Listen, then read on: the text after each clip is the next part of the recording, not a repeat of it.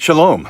Greetings from Israel and iFaith 106 from Obadiah. This is the last message in our current unit, which is on the intermediate prophets. Next, in Unit 16, we'll look at the late history of the Old Testament: Ezra, Nehemiah, Esther, Daniel.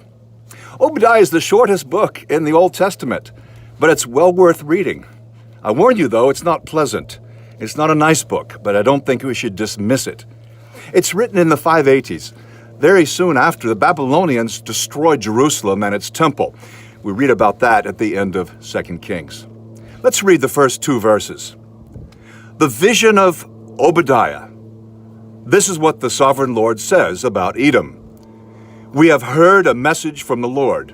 An envoy was sent to the nations to say, "Rise, let us go against her for battle.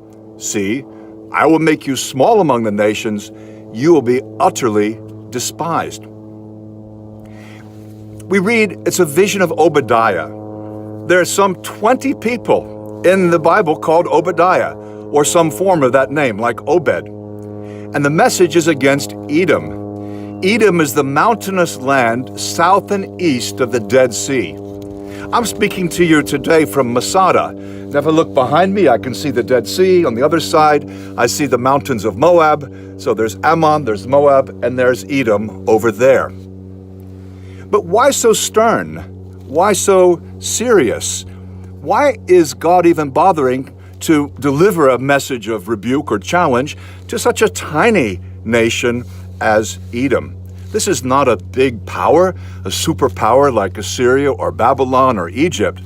Well, we need a little bit of biblical background. Edom is part of the family of Abraham. In the book of Genesis, Abraham has a son, Isaac.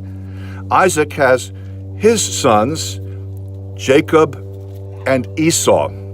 Esau's other name is Edom. Jacob basically becomes Israel through his 12 sons, and Esau becomes Edom.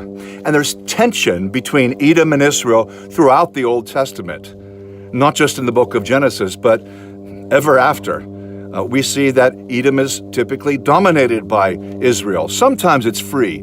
It could be dominated by Judah, Assyria, or Babylon. But they were, let's say, held down, suppressed, and they're not reacting well. Now, certainly, when we have a problem, a relational problem with another person, or maybe it's between one people group and another people group, and wrong, injustice has been done, it's understandable that we feel deeply, that we're hurt.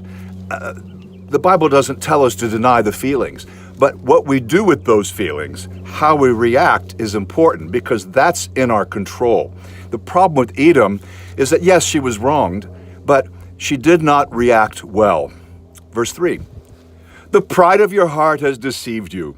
You who live in the clefts of the rocks and make your home on the heights. You say to yourself, who can bring me down to the ground? Though you soar like the eagle and make your nest among the stars, from there I will bring you down, declares the Lord. She was overconfident. She's proud.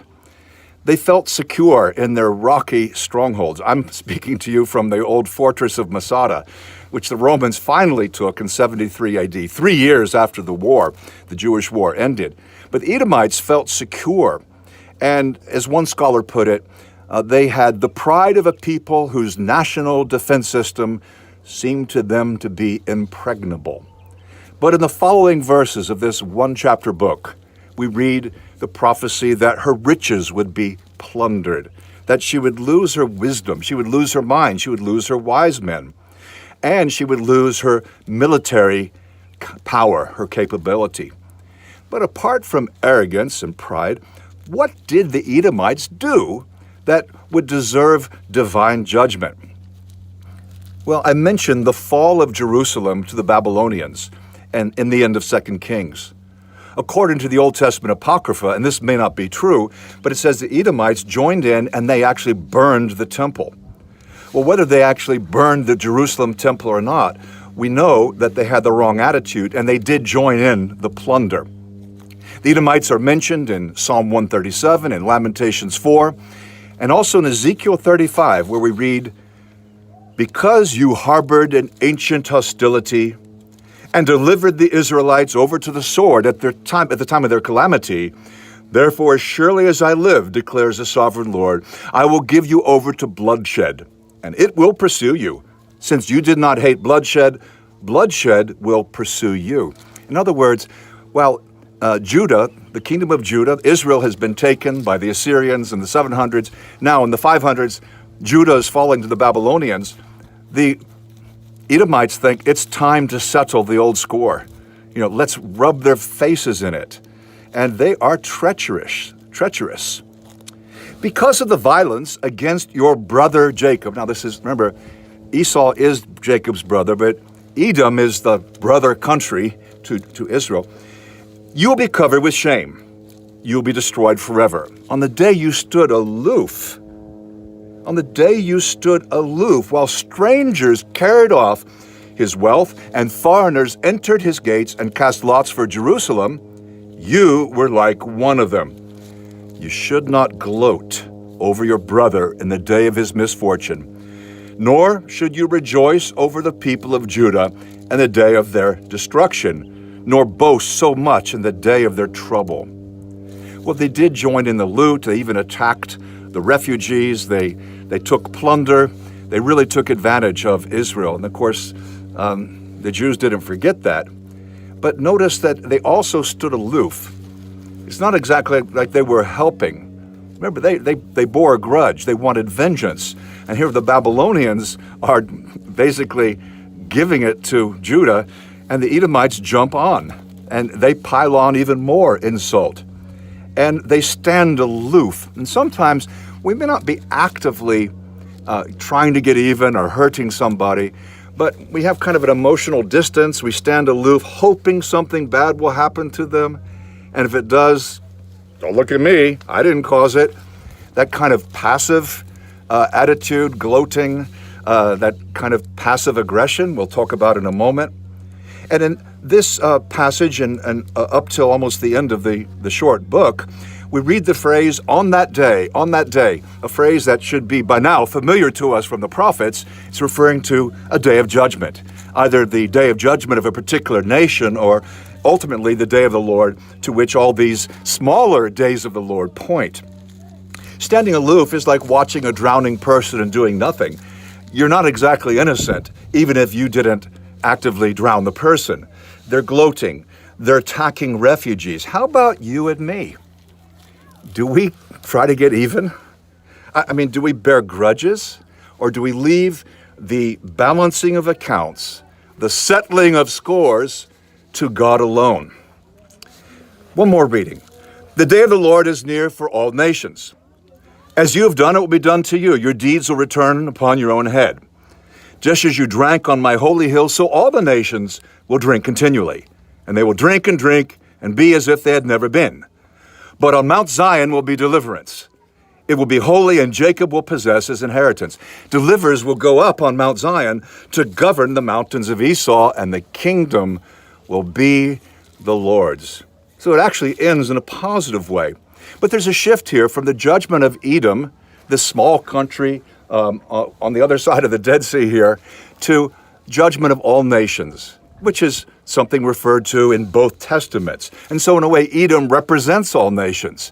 I mean, whether you're big or small, no one gets off. Everyone will be judged. God is fair. There is justice. We also see that God holds Israel's neighbors accountable, whether it's Egypt or Phoenicia or Ammon or Moab or Edom or whoever it is. God is fair. And Judah, capital Jerusalem, will be recompensed. God will be fair. He saw what Edom did and what Edom didn't do. Edom didn't help. Edom gloated. Edom even took advantage of Judah. God sees that. God is sovereign. Now, getting even, the title of this reflection here, if that means fair, things being fair, we need to leave that up to God. It's his kingdom. And he assures us here at the end of Obadiah and in many other passages in both testaments that ultimately it's God's kingdom. He's in charge. He'll be fair. We don't need to take the law. We don't need to take vengeance into our own hands. That's a teaching in both testaments. What about retaliation? One of the most famous verses in the whole Bible, of course, is Leviticus 19:18. Love your neighbor as yourself. But that's not the whole passage. The most important command is love God with everything, right? Deuteronomy 6. But in Leviticus 19:18, it says, don't bear a grudge and don't seek vengeance, but love your neighbor as yourself. Sometime I was having a talk with a older fellow last week, and he said he's not really much for the Bible or Christianity, but he believes in just loving other people. Well, that's nice, and it's certainly true. That's at the very heart of our ethic, but it can be a bit vague, a bit nebulous, a bit undefined. When you say, oh, that means you don't bear bad attitudes, no grudges, you don't take revenge, you don't even want something bad to happen to someone who's caused you trouble.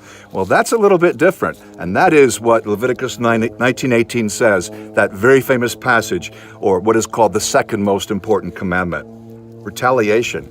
Sometimes we retaliate not directly. It's not like you set your neighbor's field on fire, but we can hold aloof. Or there can be passive aggression. We drag our feet. You don't like your boss, so you take an extra 5 minutes at lunch and steal company time. Or you take resources from the company.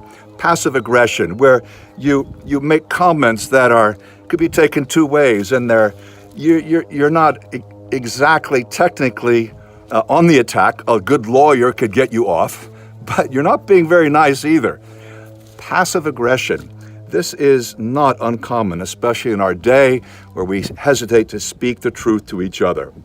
What's the point of this talk on Obadiah, on getting even? What can we learn from this little country? Well, actually, it's learning what not to do. So let's not be so proud of ourselves. Let's not imagine that we're so high and mighty, so important that God won't bring us down. Pride goes before a fall. And if God is sovereign and even means fair, then we should leave the evening up to God. We leave vengeance to Him, for indeed, it is His kingdom.